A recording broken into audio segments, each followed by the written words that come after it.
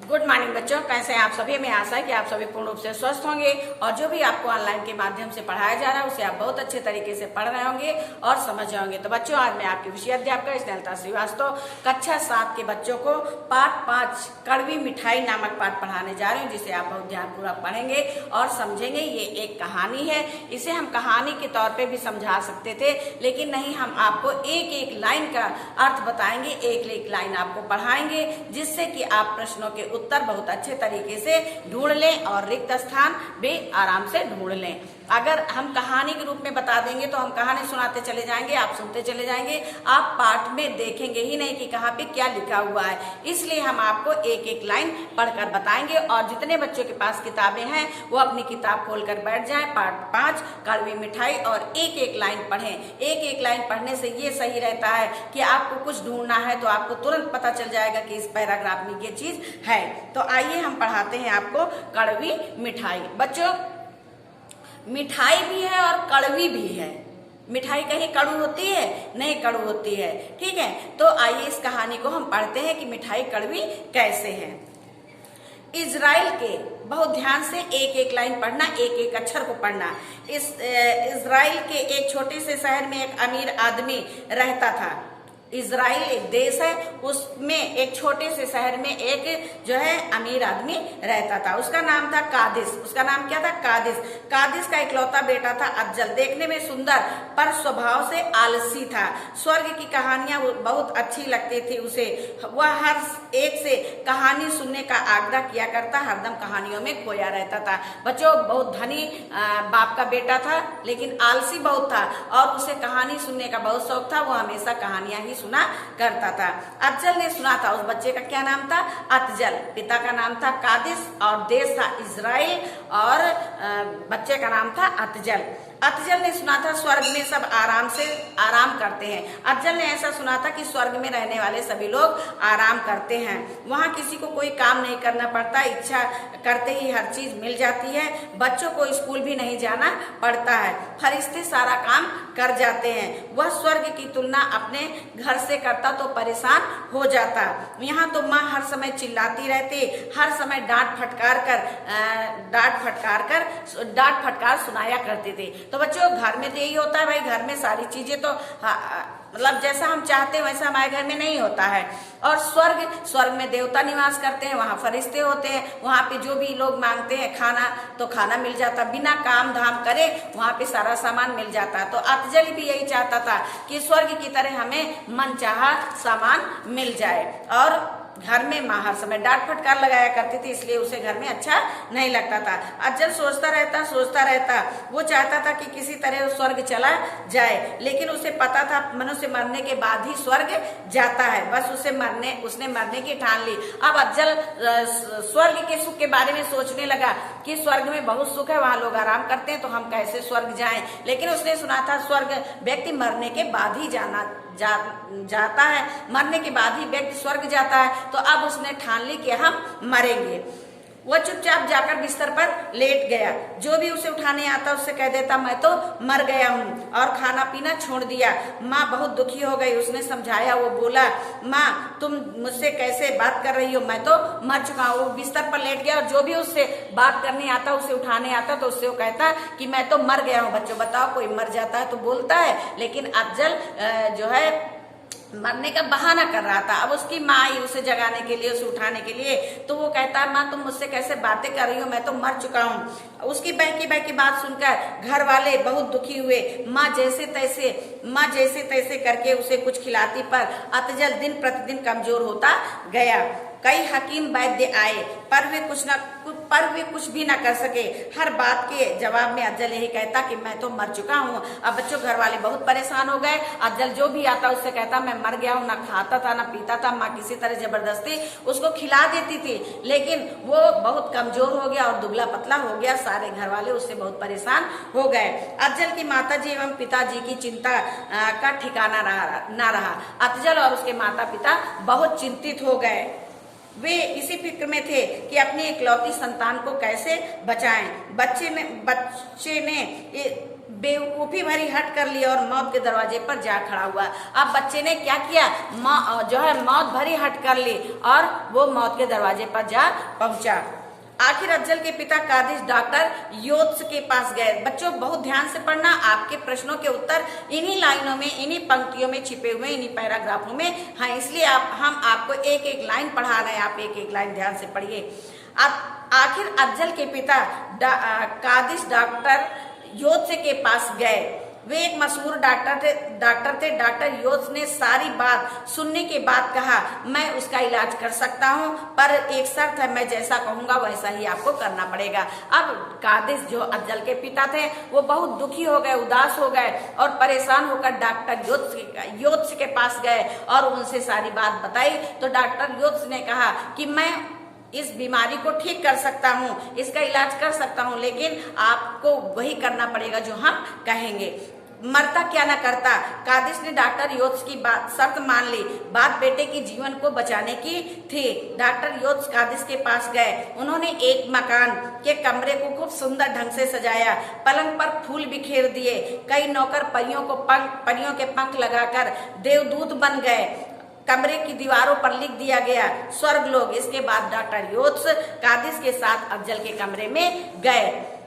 उन्होंने कहा, अरे ये बच्चा तो मर चुका है, इसे दफनाते क्यों नहीं। अब कादिश ने अपने योजना के अनुसार जो है कमरे को सजाया और वहां पे कुछ लोगों को, कुछ बच्चे ऐसे थे जो परियों के बेस में हो गए, देवदूत बन गए और दीवारों पर लिख दिया गया कि स्वर्ग लोग। अब वो कादिश के साथ यानी अफजल के पिता के साथ अफजल के कमरे में जाते हैं और कहते हैं कि अरे ये तो बालक मर चुका है, इसे दफनाना चाहिए।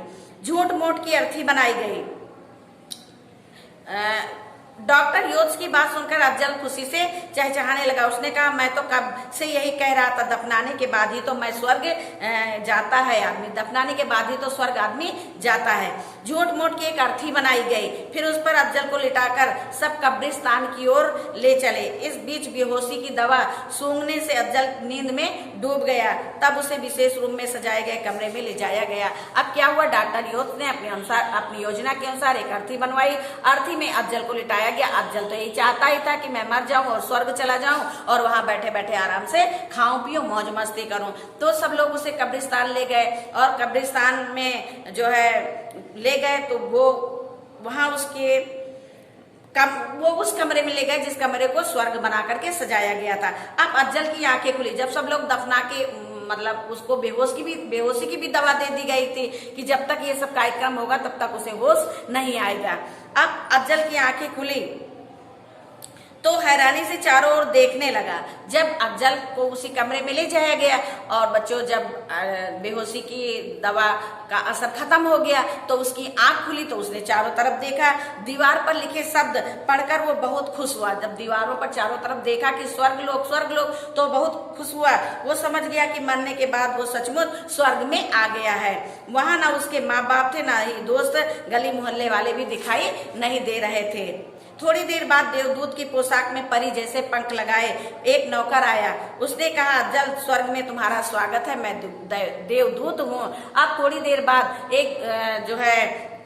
एक देवदूत की पोशाक में पंख लगाए परी के रूप में आता है नौकर और कहता है, अफजल स्वर्ग में तुम्हारा स्वागत है, मैं देवदूत हूँ। अब तो अफजल का पक्का विश्वास हो गया। अब अफजल को पक्का विश्वास हो गया। उसने कहा, मुझे भूख लगी है। पलक झपकते ही नौकर बढ़िया बढ़िया व्यंजनों से भरा थाल ले आया। ढेर सारी मिठाइयाँ थी। अफजल ने छक कर खाना खाया और फिर सो गया। नींद खुलने पर पानी मांगा तो बादाम का शरबत मिला। अब अफजल ने कहा, मुझे बहुत तेज भूख लगी है। अब बच्चों देवदूत भोजन लेके आ गया। कहते ही साथ देवदूत भोजन लेके आ गया और उसने पानी मांगा तो पानी की जगह पर उसे बादाम का शरबत दिया गया।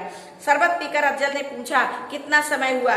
देवदूत बने नौकर ने कहा, ये स्वर्ग लोक है, यहाँ समय ठहर जाता है, ना रात होती है ना दिन निकलता है, सदा ऐसा ही रहता है। प्रश्नों के उत्तर इन्हीं में है, आप बहुत ध्यान से पढ़ेंगे। ये सुनकर अफजल को अच्छा तो लगा, फिर भी वो खुश था। सोचा अब स्वर्ग में दिन आराम से कटेंगे। इस बार नींद से जागा तो उसने कहा, कुछ चटपटी और कुछ नमकीन चीज लाओ। नौकर ने बताया, स्वर्ग में हर चीज मीठी होती है, वहाँ वही मिल सकती है। मिठाई खा खा कर अफजल का जायका बिगड़ गया। वो नमकीन खाना चाहता था। पानी की जगह मीठा शरबत पीते पीते वो पानी को तरस गया। वो इधर उधर घूमने लगा। उसे कई परियां, कई देवदूत नजर आए, पर किसी ने उससे बात नहीं की। वो कोई भी चीज मांगता तो तुरंत ला देते। कोई किसी से बात नहीं करता था। समय ठहर गया था, उसे नमकीन चीज नहीं मिलती थी, पानी पीने को नहीं मिलता था। लेकिन जो चीज जैसे कोई चीज मांगता था तो तुरंत वो लाके दे देते थे, लेकिन मीठी चीज लाके देते थे। अफजल उदास हो गया। उसे माँ और पिता याद आ रहे थे। वो अपने दोस्त से मिलना चाहता था। उसने एक देवदूत से पूछा, मेरे माता पिता कब आएंगे? उनके आने में तो अभी बहुत सब वर्ष बाकी हैं। उन्हें काफी समय तक पृथ्वी पर रहना पड़ेगा। और मेरे दोस्त वे कब आएंगे? तुम्हारे दोस्त 70 साल बाद आएंगे। उसने कहा, मेरे माता पिता कब आएंगे? तो देवदूत कहता है कि वो तो बहुत दिन बाद आएंगे, अभी वो पृथ्वी पर ही रहेंगे। तो वो कहता है, मेरे दोस्त कब आएंगे? तो वो कहता है, देवदूत कहते हैं, वो 70 साल बाद आएंगे। ये सुनकर अफजल रो पड़ा। बोला, मैं धरती के लोगों से मिलना चाहता हूँ। मुझसे पहले जो बच्चे यहाँ आए उन्हीं को बुला दो। कहता है कि मैं धरती लोक के लोगों से मिलना चाहता हूँ। हमारे पहले जो भी बच्चे यहाँ पे आए थे मैं उनसे मिलना चाहता हूँ। देवदूत हंसकर बोला, ये नहीं हो सकता। यहाँ सबका अपना अपना स्वर्ग है। जो जहाँ है वहीं रहता है, वो कहीं आ जा नहीं सकता है। ये सुनकर तो अफजल की सिट्टी पिट्टी गुम हो गई। वो हर समय मीठी चीजें खाने से वो परेशान हो गया। अकेलापन उसे डराने लगा। उसे नींद ना आती। खिड़कियों से बाहर झांकने की कोशिश करता तो उसे कुछ दिखाई न देता। हर तरफ मोटे मोटे पर्दे पड़े थे। अफजल अपने स्वर्ग में अकेले कैदी की तरह हो गया था। अब वो रह रहकर चिल्ला पड़ता, चिल्ला उठता, मैं स्वर्ग में नहीं रहना चाहता। अब वो कहता है कि मैं स्वर्ग में नहीं रहना चाहता हूँ, मुझे मेरे घर वापस भेज दो। मुझे माँ डांटेगी तो कोई बात नहीं, सह लूंगा। मैं अपने दोस्तों के साथ खेलूंगा, पढ़ना चाहता हूँ। उसने गिड़गिड़ाते हुए देवदूत से कहा और उसके लिए मिठाई लेकर आया था। देवदूत बोला, जो एक बार स्वर्ग आ जाता है हमेशा उसे यही रहना पड़ता, वो कहीं नहीं जा सकता। वैसे भी धरती पर तुम्हें सब भूल चुके होंगे। अफजल को माँ बाप का दुखी चेहरा याद आया। उनकी सिसकियां कानों में गूंजने लगी। वो चीखा, मुझे कभी नहीं भूल सकते, कभी नहीं हो सकता। वो सुबह कर रोने लगा। एक दिन वो रो रहा था, तभी देवदूत भागता हुआ आया। बोला, अफजल, भगवान ने तुम्हारी प्रार्थना सुन ली है। कुछ गड़बड़ हो गई थी। हमें तो अफजल नाम के दूसरे लड़के को लाना था, पर गलती से हम तुम्हें ले आए। तुम्हें जल्दी ही धरती पर वापस भेज दिया जाएगा। अफजल खुश हो गया। बाद में बेहोशी की दवा उसे फिर दी गई, जिससे वो फिर बेहोश हो गया। फिर उसे लाकर उसके कमरे में लेटा दिया गया। माँ के झिझोड़ने से अफजल की आंखें खुली। वो चौंक कर देखने लगा। सचमुच वो स्वर्ग नहीं, अपने ही कमरे में था। सब तरफ आवाजें गूंज रही थी। अफजल उठा और माँ से लिपट गया। उसने कहा, माँ, स्वर्ग अच्छी जगह नहीं है। मैं पढ़ूंगा, मेहनत करूंगा और यहीं रहूंगा। दूर कोने में खड़े डॉक्टर योत्स हंस पड़े। तो बच्चों, ये आलसी लोगों का हाल होता है। आलसी लोग कुछ काम करना नहीं चाहते और आराम से बैठकर खाते हैं, लेकिन फिर बाद में उनका बहुत बुरा हाल होता है। किसकी तरह? अफजल की तरह। तो ये तो पढ़ा आपने पाठ। हमें आशा है कि आपको ये कहानी बहुत अच्छे तरीके से समझ में आ गई होगी। आप इस कहानी को 2-3 बार और पढ़ेंगे और पढ़ने से आपको बहुत आनंद मिलेगा। और आप भी अफजल की तरह आलसी मत बनिए। आप अपने काम को हमेशा करिए, क्योंकि जो सुख माँ बाप के पास है, अपने दोस्तों के साथ है, वो सुख कहीं बाहर नहीं मिलता है। आइए, अब हम आपको शब्दार्थ आपकी किताब में लिखे हुए हैं। अब हम मौखिक आपको बताएंगे। ये ना किताब में लिखे जाएंगे ना कॉपी में लिखे जाएंगे। आपको किताब से ही इसे याद करना है। वैसे हम इसे बताते हैं। अफजल कैसा बालक था? आलसी।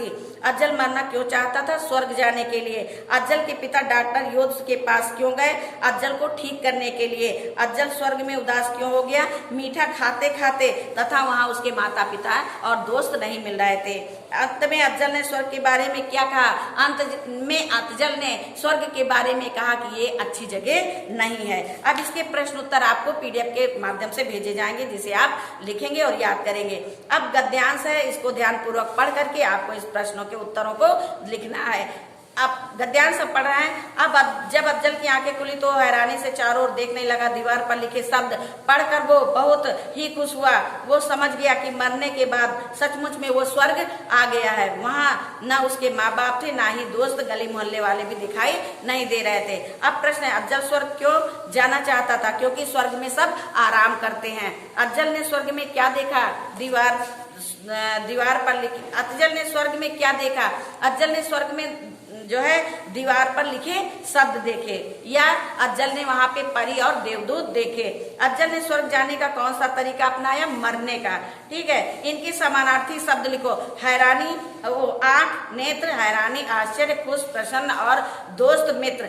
ये इनके शब्दों को आपको इन्हीं के नीचे लिख लेने हैं। ये हम पीडीएफ के माध्यम से आपको भेजेंगे।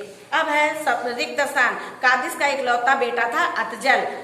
आखिर अफजल के पिता कादिश डॉक्टर योद्स के पास गए। कई नौकर परियों के पंख लगाकर देवदूत बन गए। माँ, स्वर्ग अच्छी जगह नहीं है। तो ये तो थे आपके जो है रिक्त स्थान। अब हम आपको बताएंगे समानार्थी शब्द यानी कि पर्यायवाची। अमीर का धनवान पर्यायवाची है।